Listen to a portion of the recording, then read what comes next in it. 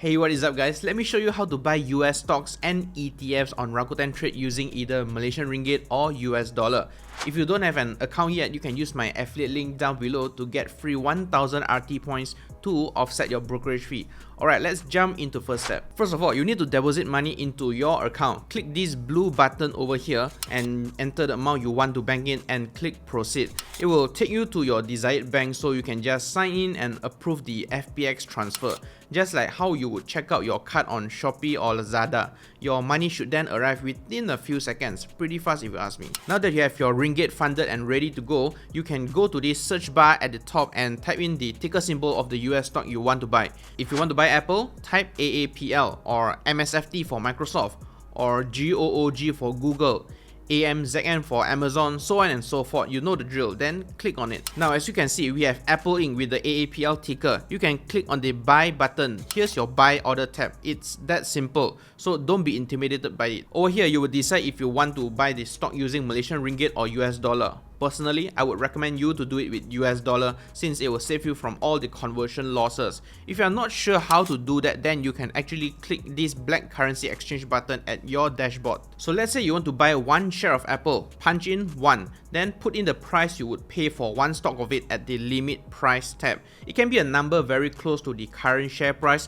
so that you get your order filled almost immediately, especially for popular and liquid stocks like Apple. In some cases, you might need to wait a little for your order to be fulfilled if the price is too far off from the current share price, or if there are no willing sellers available. Under validity, there are two options here. Day, your limit order will be cancelled automatically by the end of the trading day if it is not filled.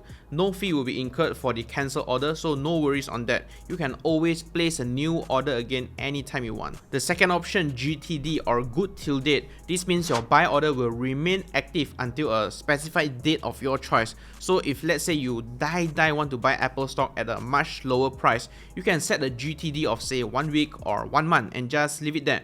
And if Apple share price really went down, then Rakuten will automatically help you to buy it. Pretty cool, right? So once all is good, you can key in your trading pin and confirm order, and your order will be processed. That's all. You can always check your order status to see if your order is fulfilled. And in case you're wondering, if you bought one share of Apple at say $149 US, when you sell it at say $155 US, that difference of $6 US is what we call it your profit or capital gains, and that will be reflected as cash in your account when you sell it.